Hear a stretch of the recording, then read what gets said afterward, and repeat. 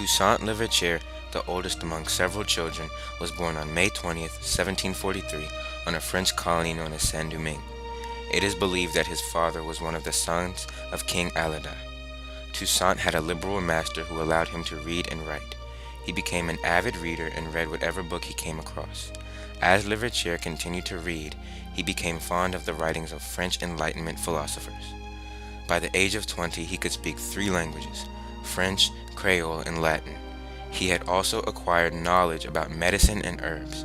Toussaint got his freedom from Bayon de Libertad, his plantation manager.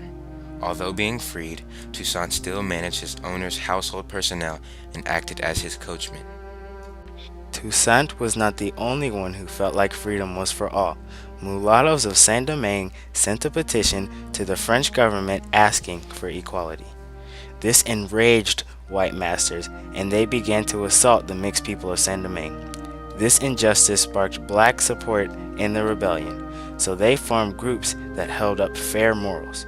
When blacks understood that the whites were beating mulattoes because of frustration, they fought back with anger and brutality, using some of the same tactics their masters once used upon them. Blacks began to rule over the whites and destroy previous plantation. This was the start of an impactful slave revolt known as the Haitian Revolution. Toussaint didn't know who to help protect in the revolution because he had been a part of both sides. His dilemma was that he respected both social classes. He knew what it was like to struggle as a slave, but because he had acquired freedom at a younger age, he lived the life of a higher social class.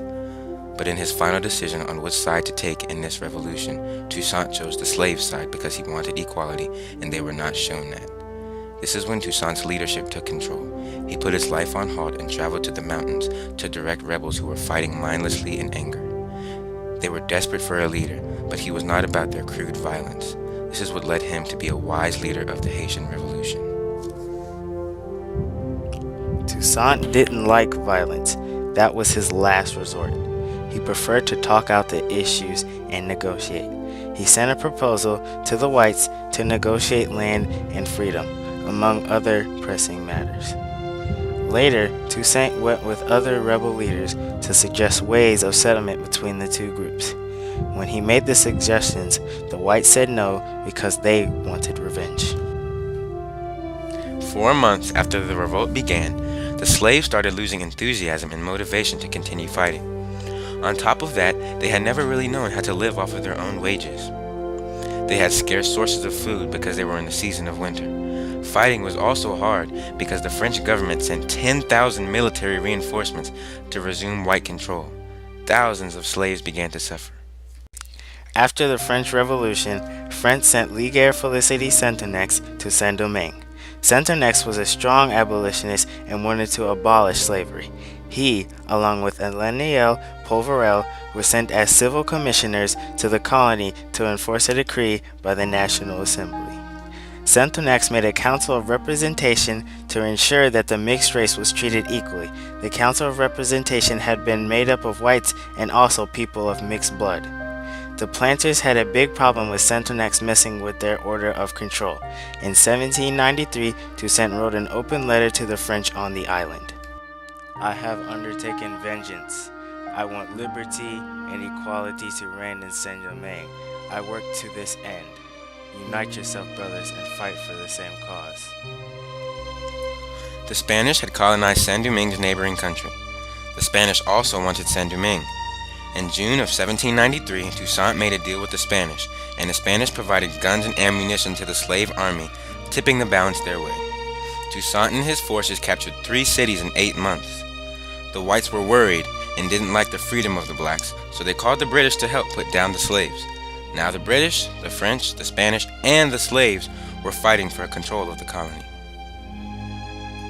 Saint-Donex proposed to the French government that there be freedom for the blacks because they were fighting for the Spanish and the British. There was controversy in the French government because the whites of the Saint-Domingue were fighting with the British, when all the slaves wanted was freedom. After thinking it through, the delegates in the French government freed slaves in Saint-Domingue, as well as all the French empires. The freedom was considered as one of the slave army's accomplishments, but not all the credit went to Toussaint. He had many strong commanders under him. Jean Jacques Dessalines was one of these commanders and had shared more of the slave pain than Toussaint. Dessalines was a very angry and violent person, but he was also very intelligent. Emancipation for Toussaint and Dessalines had changed everything. After hearing of the freedom, Toussaint realized that the Spanish and the British had a king, but the French wanted to achieve equality for all the people in and under their empire. After realizing this, he fought for France and so did his followers. Soon after, Toussaint and his ex-slave armies fought off all the Spanish from Saint-Domingue. After the Black Army had defeated the Spanish, word had spread of them beating white armies. The Europeans and white slave owners all around the world did not like that a black general and his army were beating white armies and conquering empires. White owners began to fear that their own slaves would start revolts. Americans and Spanish didn't want word to spread, so they didn't allow white Frenchmen in their countries. They felt that this would reduce the chances of their slaves revolting and taking over their plantations.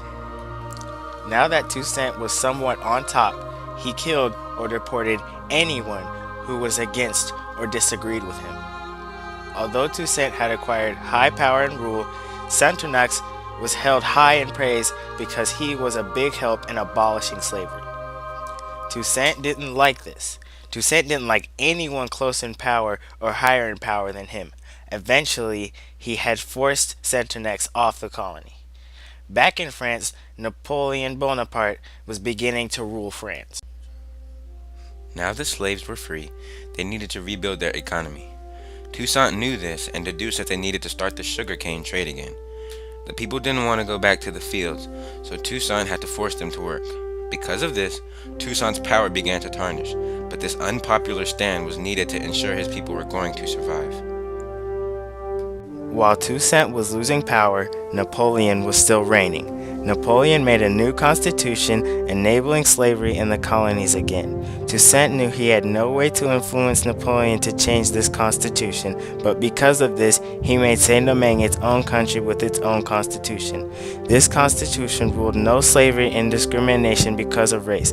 It also made Toussaint the governor until he died and gave him the power to choose his successor.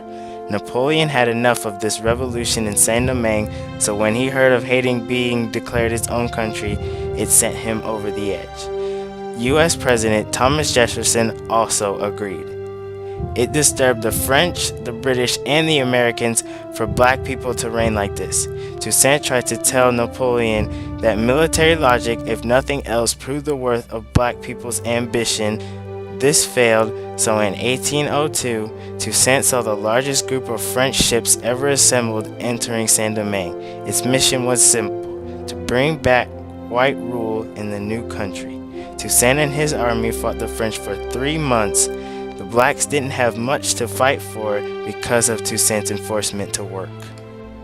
Now, the French generals and the Saint-Domingue generals began to cooperate. But news of Napoleon reinstating slavery in a nearby colony began to spread very quickly. After hearing of this, the slaves roared with anger and fear. Meanwhile, Napoleon sent his brother-in-law Charles Leclerc to capture Toussaint and return Saint-Domingue to a slave colony under French control. Charles Leclerc was able to capture Toussaint, and Toussaint Louverture was imprisoned in Fort de Joux by Napoleon Bonaparte. While Toussaint was gone, Dessalines was in charge of the land. He was not a compromising type of general and did anything to keep people out of his way. Dessalines and the slave army killed almost all of the French men in the country. Dessalines set fire to almost everything in order to exterminate all French people out of Saint-Domingue. Approximately 50,000 French soldiers were killed. Now, the revolution took an unexpected turn when Toussaint Louverture, the slaves' distinguished leader, died on April 7th in 1803 due to pneumonia in poor and inhumane conditions. Jean-Jacques Dessalines was left in his place. He was left with a distraught army and very big shoes to fill. However, Louverture's spirit of boldness and leadership lived on, and on January 1st in 1804, Haiti became the first independent black republic thanks to the unparalleled stand taken by Toussaint Louverture.